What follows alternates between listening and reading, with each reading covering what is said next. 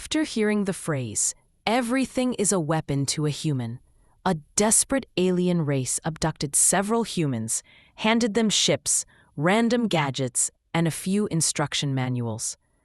I want you to understand, you are speaking before the highest panel. It is of absolute urgency that our Defense Force leadership learns of what happened immediately.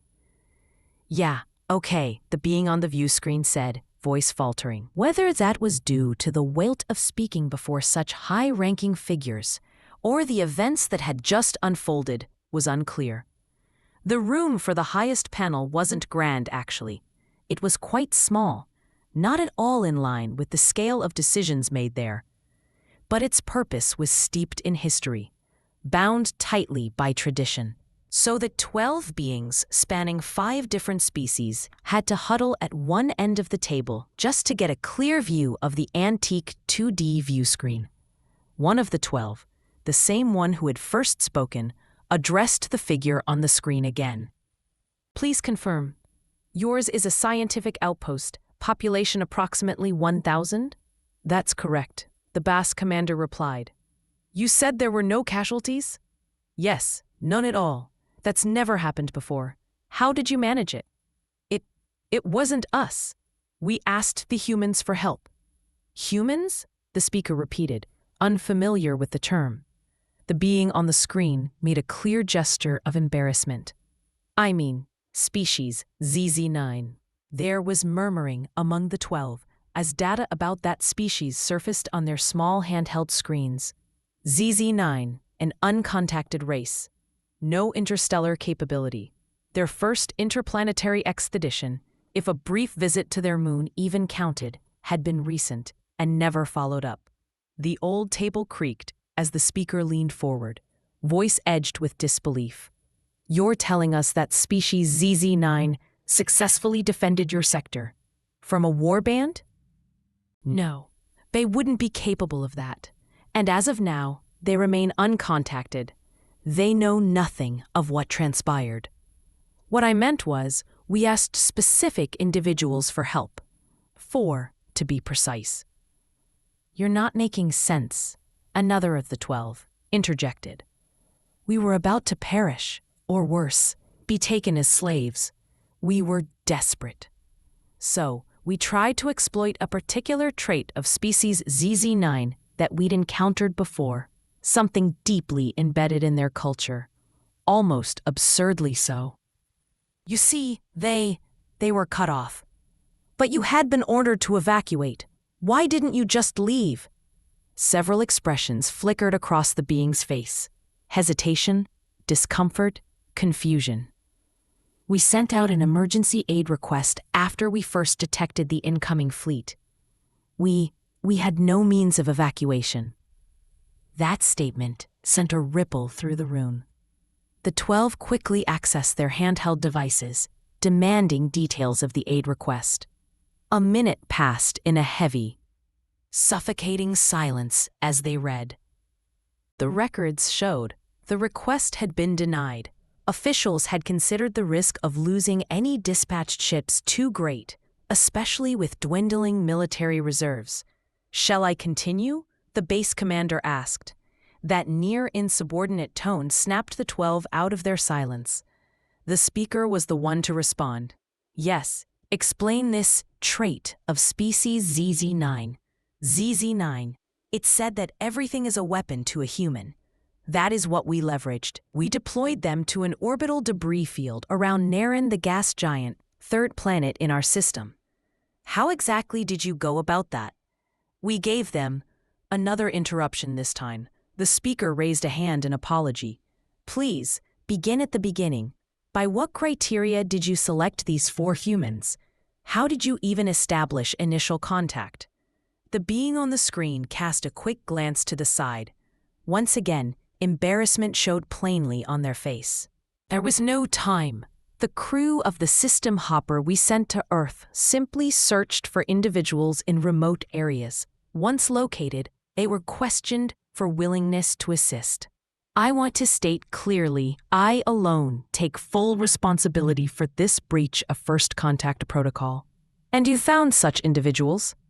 We did, The first few either panicked, declined, or both. They were subsequently sedated and returned safely. But then the crew encountered a ground vehicle in motion, 4 humans inside. These 4 agreed to our request and were brought back. The speaker remained silent. Another of the 12 took the floor. Did they not object to such a monumental task? And they had no issues learning of our existence, being taken off their world? The crew reported then as only mildly troubled by their presence. I later learned that all 4 had military backgrounds, trained to handle unexpected developments. They had also been given a brief overview of our situation in advance. I understood what their assistance would entail. That said, the crew did mention sedation. One of the 4 had to be knocked unconscious before takeoff, at the insistence of the other 3. Aside from that, they handled everything just fine. One was even reported as being extremely enthusiastic about the spaceflight. And then you brought them to the debris field, the speaker resumed questioning. No, they were first brought to the base. There, we provided them with anything our head engineer thought might be useful. I'll ensure you receive a full inventory of the tools, devices, gadgets, and assorted items we gave them. What they made the most use of were the engineer helper head circlets, as these. Wait, they're biologically compatible? The being on the view screen gave a mildly frustrated expression. Our research shows notable similarities in our brain physiologies. It appears we are close enough that at least this specific cerebral interface functions properly on them. But the more impressive part is what came after. Someone else from the 12 cut in loudly. This is a supremely dangerous development. These devices we designed to be species-specific. They contain highly sensitive systems and classified knowledge of our technology. You can't just give them to some underdeveloped fools, especially if it turns out they can actually use them. I am. The base commander trailed off, falling into silence. After a steadying breath, they began again. For us, this was about survival. It was also about protecting the human system, because they would likely have been next. We simply used whatever was available to give ourselves and them a chance. Honorable as your intentions may have been, one of the 12 said sharply, this will leave a considerable mark on your personal record. I would go so far as to.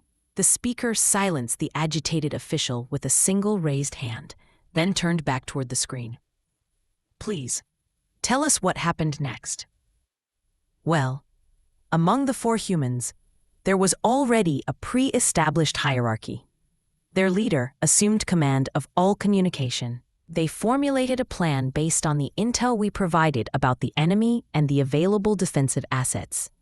They requested a ship, one that could carry both them and the selected equipment to the orbital debris field near Naren. What kinds of armaments were located there? What did the humans make of them? The base commander replied evenly, none, and nothing. Nothing? The debris field is the remnant of a failed gas mining operation. For a time, it served as a dumping ground. Civilian cooperatives left behind the refuse of interstellar development until laws eventually prohibited such practices. The group leader told us they weren't looking for firearms. In fact, they outright refused even the limited weaponry we offered. Weapons? Then how did they mount any kind of defense? Unfortunately, I cannot tell you precisely what they did or how they made it all work, but I can tell you what I saw. The commander paused again, drawing a slow, deliberate breath. With the assistance of the engineer helper Circlets, they managed to revive an ancient, long-range colony vessel in a staggeringly short amount of time.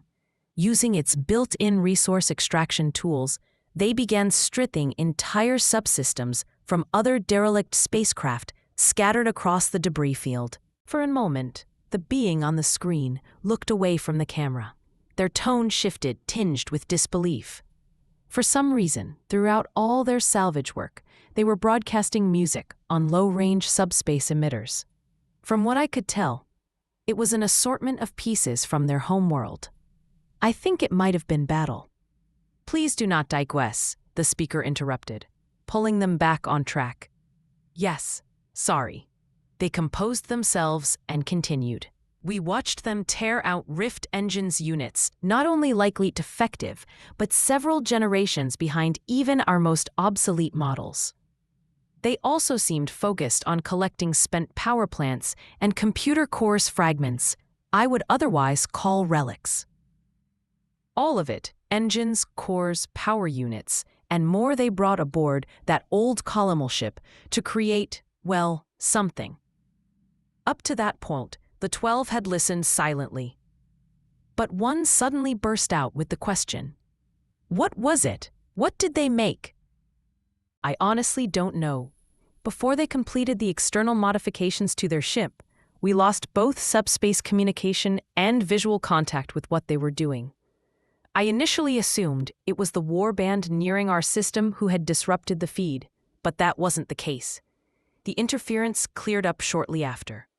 We had no idea what would happen next, no insight into the humans' plan. We were on the verge of panic when the Warband finally arrived. I watched as hundreds of ships spilled out of the rift, and there was nothing standing between us and them. But just as the enemy fleet turned toward us, a broadcast came from Naren's orbit. Crude, but unmistakable, the Warband was asked to surrender. Our sensors also picked up something else, roughly 40 active ship signatures. Apparently, the Warband saw them too, and assumed they were part of the local resistance. They didn't hesitate. They turned course straight for Naren. Of course, there was only a single ship there. That fact became apparent when the humans' ruse broke down, right as the Warband closed in on the gas giant. We could only watch helplessly as the enemy began shelling the largest wrecks in the debris field with heavy ordnance. Then, two things happened at once. A massive atmospheric eruption tore through Naren, launching megatons of gas directly into the Warband's fleet. And at that exact moment, we lost subspace communication again. Total blackout. We later discovered the cause as our engineers worked frantically to restore the signal. A localized subspace interference field, strong enough to drown out all transmissions, even the pathfinding systems of Rift engines. But that interference? It was just the first part of the defense the humans had constructed. The second revealed itself only much later, as light from the events near Naren finally reached our observation systems. You see, the Warband's battleships had been trapped, blinded, silenced, and drifting in a thick cloud of gas. And into that chaos, those 4 humans rode in aboard a colony ship transformed far beyond anything it was ever built to be. In my entire life, I've never seen a ship that massive move so effortlessly. From what we could piece together, they were using the gas as a medium to conduct some kind of concussive energy, like turning the atmosphere into a weapon. One battleship after another was disabled by the colony ship's mere proximity as it danced through the Warband's ranks with impossible agility. We broke into celebration. The fleet was falling apart until a few surviving warships regained control and opened fire.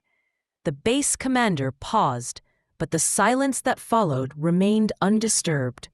Then, quietly, I think I should explain why the original mining mission on Naren failed. Among the lighter gases typically found in a gas giant's upper atmosphere, Naren contained significant concentrations of volatile compounds dragged upward by vast, stationary hurricanes. Compounds that can be ignited by accident. We watched the entire enemy fleet vanish in what I can only describe as a ball of fire the size of a continent. When the explosion finally faded, we saw the remaining Warband vessels, barely able to stabilize most of their external systems, clearly melted or slagged beyond function. And the humans? Someone from the 12 asked, their voice unsteady. They're fine. We received a transmission the moment local subspace cleared. A few minutes later, There was a departure through a subspace rift, a feat I wouldn't have thought possible for a retrofitted colony ship. So the humans, they're out there, somewhere. How did they do that? The speaker asked, their tone flat almost to themselves. How could they stop a warband with a single ship and come out alive? Another of the 12 spoke up. Did they truly suffer no casualties? Yes, there were no dead, which is why we'll have to submit another request for emergency aid. What? Why? The being on the screen waved their arms in exasperation. Because, while we managed to take them in, there's simply no way we can accommodate 3,000 refugees. What are you talking about? The warband. They surrendered. That's why we won. The speaker faltered, the weight of the words seeming to settle in real time.